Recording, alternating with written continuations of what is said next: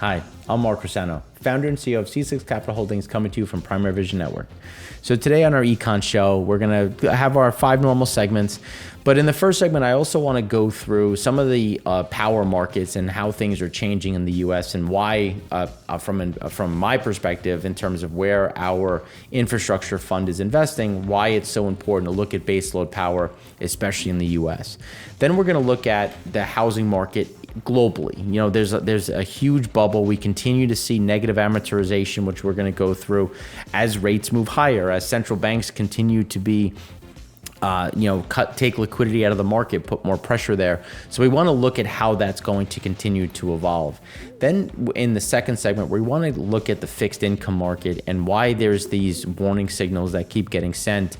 You know, we're starting to see the equity market kind of listen. We've started to see a little bit of a concern around demand, and a lot of this is really driven and derived from where the current fixed income market sits. Then in the third segment, we're going to look at leading indicators. You know, how is inventory, which is then leading to some of these pressure points when we start looking at some of the key areas on the ISMs and then the orders.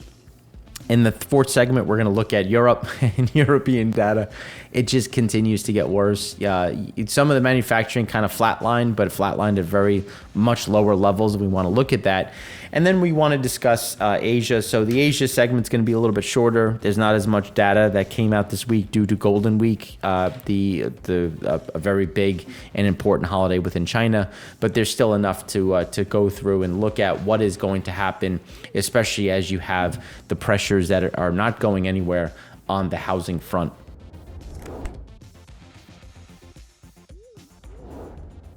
And getting right into the electrical side. So one of the things at C6 Infrastructure Partners, you know, we invest in baseload power, you know, with a lot of that being in the hydroelectric space.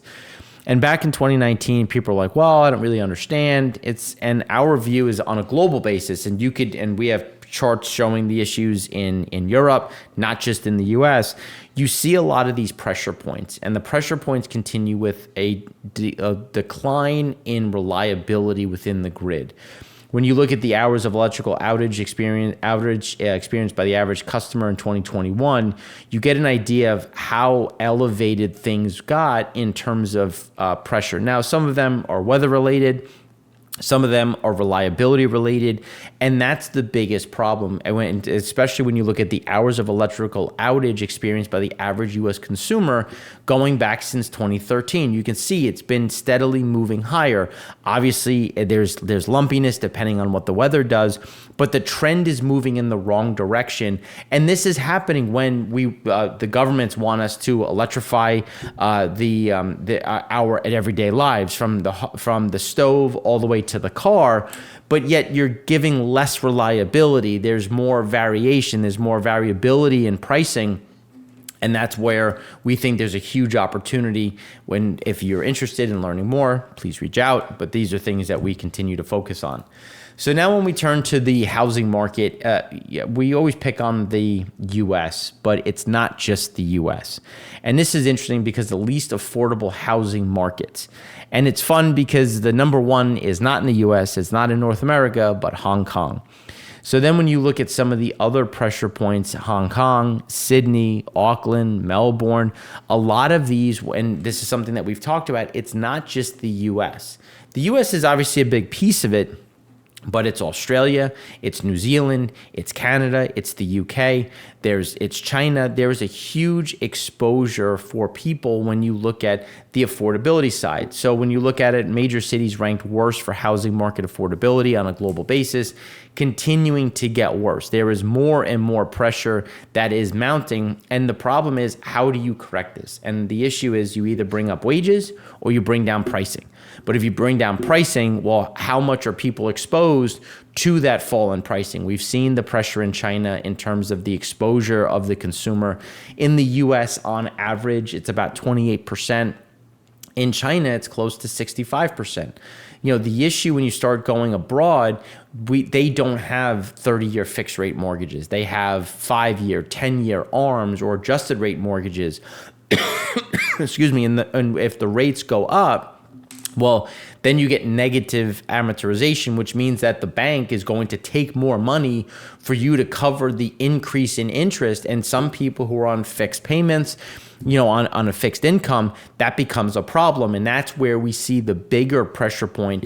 And even though the US on an aggregate is still a problem and in the top 10, we're not even in the top 5 for pressure points when you start looking at how this fall in pricing is going to impact. And I think this is good when you look at the household debt bubbles.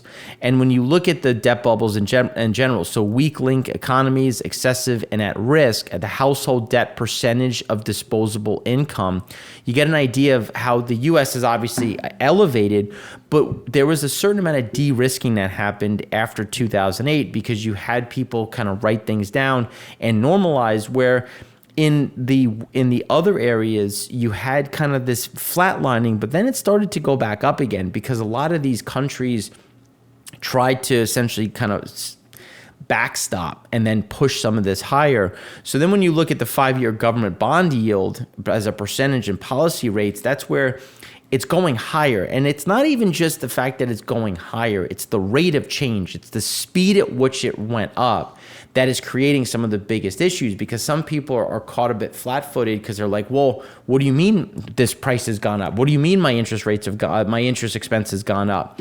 And it's something where it could be tolerated if you see it coming, tolerated in relative sense, in the sense of, but the fact that it happens so quickly is that shock, is kind of that freezing and seizing up, which we think is going to continue, and why we see more pressure not only in Q4, but also in 2024 when you look at economic growth.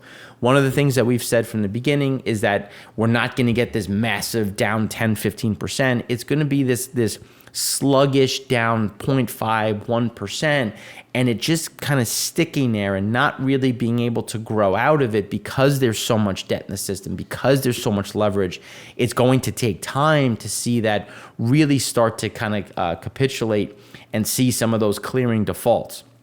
Now, the problem behind this, when you start looking at PMI slip into contraction territory for the first time in over 2 years in the ASEAN markets. So one of the things that we were saying was that you were going to get a little bit of a gradual slowdown, but you can see there was a pretty sharp drop off.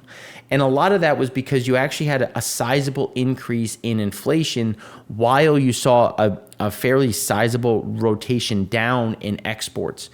And that created this kind of this adjustment, because we thought it was going to go into contraction, don't get me wrong, but we thought it was going to happen closer into November, December. Instead, you had a much harder pivot earlier, which is, I think, the bigger problem, and is going to lead to more pressure points, and we'll talk about a bit of them in a minute. Now, when you look at the global debt in US dollars to the percentage of GDP, you get an idea of the leverage ratios. So everything is looked at as debt to GDP. It's never just debt blindsided, because you could technically have a higher debt load, especially if you have a higher or stronger economy, because you can pay off more. There's more money to be made to carry that interest. So when you look at the percentage of GDP weighted averages, you get an idea that, things have gotten a little bit heavy when you start factoring in the inflation side and the fact that you did have GDP growth, but how much of it was real versus nominal? How much of that is now becoming a problem when you look at debt levels that have to get rolled and then issued anew, which is why we're seeing global debt actually increase to a new all-time high. And as this debt continues to get rolled, we see that moving higher. Now, the problem is when you start looking at the levels of these things and the pressure points, there's always been that push for that alternative energy, that copper production, because copper is really the linchpin for this electrification side, and yet the largest producer of copper is at the second lowest it's been since 2014, and the only time it was lower was last year. So, but the alternative energy side, you're starting to see more and more pressure on the figures and the data points showing some of these pressures in terms of the viability, but also the effectiveness of it in some different regions, which is why we're seeing the alternative energy index pull down. But it's also important because emerging markets have really relied on a lot of these things, especially when you look at the processing of raw materials that go into alternative energy, the processing of the chips and the equipment that goes into it. And as you're starting to see some of the slowdown, you're going to see other hitting points that I don't think people appreciate the level of severity that that's going to have. And a lot of this actually resides in the Asian markets, which is why we do see some additional problems. Then when you start looking at, again, the trade of real trade of goods is rolling over. So when you look at real goods exports, when you look at Japan, US, China, other world, and then on a world basis, we're talking about something that is down almost 5%. And it just leads to and shows the pressure when you look at the market and why it's not overly surprising to see the ASEAN markets roll over so quickly, especially when you look at the world side, the Asian tigers, the Africa and Middle East and other Asian nations. You're seeing that kind of rollover. And now we've been talking about the slowdown in trade, but the speed in which it happened is what caught us a bit off guard, which is why we thought the ASEAN nations were going to do a little bit better on the PMI side for a bit longer. But again, things always kind of catch up all at once, which we saw again here. Then when you start looking at emerging market central bank policy rates, there's some expectations for cuts. There's some expectations for reductions. But the thing that we've been talking about is we've actually seen a reacceleration of inflation. So when does this cut happen? They will cut. I'm by no means saying they won't, but our view is it's going to take much longer for that, which is when you start looking at the global corporates 2023 interest coverage forecast. You can see that there's still that elevated level, but there's some rolling over into 24. But one of the things that we've been talking about is that it's going to get worse, because when you look at rates where they are, and then the risk in the market, people aren't going to roll at the rates that they currently are. They're going to want a higher comfort zone, which again is going to create some of those different pressure points. And then the Europe net electricity exports, you can see that France continues to be a net exporter as they rely significantly on nuclear. And then when you start looking at Germany, you can see that flip. So Germany shut down their nukes. They've relied heavily on the renewable side, and you've seen that reliability or the exports roll over. And now they are net importers, relying significantly on France to provide their power. Then when you start looking at the pressures there, and again, when you start looking at electricity, especially in Europe, and especially in a lot of these other areas, well, some of these companies can just move. They can go to other places. And that's when you start looking at the government interest expenses around the world. And, well, how much money can you get from the government? How much stimulus can you get? How much support or backdrop can you get to keep these companies in country to invest in some of these green entities that may not really be feasible? And this is where you get the pressure as the cost or the interest expense come up, because you are seeing rates go up, because you are seeing pressure.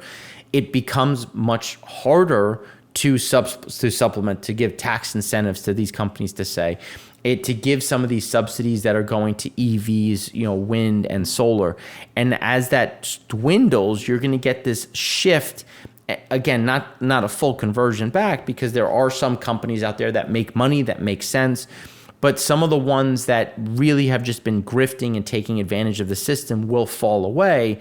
And unfortunately, it's only going to continue to get a bit worse from this point. Now, the number of central banks hiking minus easing, you can see that things have slowed in terms of tightness, but it's also not getting easier. And we see things staying elevated. And if anything, we could see another kind of round of increases as we've seen an increase in underlying rates. Now, this is, I thought, a really interesting piece from the U.S., and it's something that is playing out elsewhere. The share of children ages 3 to 6 enrolled in preschool, you can see that there's been a step back. And the problem is cost, because there are some places that don't offer preschool on a county or country level, and or I should say state level, and it's going to be more difficult to do that when you look at just how tight budgets are. And that's a bigger problem when you start looking at the workforce and the fact that you don't have the participation rate, but it's difficult to get full participation that we had before. when you look at the pressure at the consumption level, at the consumer level, and the inability to have this sort of childcare. Now, when we start looking at the maturity wall, and again, the problems that we continue to see, and this, again, hits the housing market, this hits a lot of different things. The maturity wall for European and U.S. junk debt is getting steeper because you're rolling, but you can't roll further out because people are like, look, I'll give you some additional cash. It's going to be at a higher interest rate, shorter duration. And that's something that we're seeing play out time and time again from a junk debt perspective, from a housing perspective, from the builders, and debt investors are getting pickier. So it's harder to hit the debt market and say, oh, well, there's free money. I'll be able to raise capital for it. It's getting harder and harder, especially when you look at the high yield space or the riskier space, because people say, look, I'll give you money, but it's going to be at 15% in 5 years. And some companies can't afford that. And that's when you're starting to see that bigger pullback. And that's when you're seeing, again, it's all connected. This is not separate in different levels. This is connected to the housing market, which is connected to the power markets, which is connected to the fixed income and equity markets. And this is how we continue to see this drag on global economic growth. And just rounding it out, when you look at the U.S., the firm's most pressing concerns in the U.S. is monetary policy is still up there. Labor quality has come down, but core pressure inflation, demand, sales, revenue. So monetary pieces, and yes, this is just the U.S., but you're seeing a similar issue around the world, which is why that monetary policy is going to remain restrictive. All the while, when you look at used car value, you can see that it's peaked, but it's kind of flatlined, but it's also still up 40% above 2019. So it's not like we've gotten this massive deflationary cycle. It's just more stagflationary, which is a key piece that we've been talking about and why we think that's going to continue in the foreseeable future.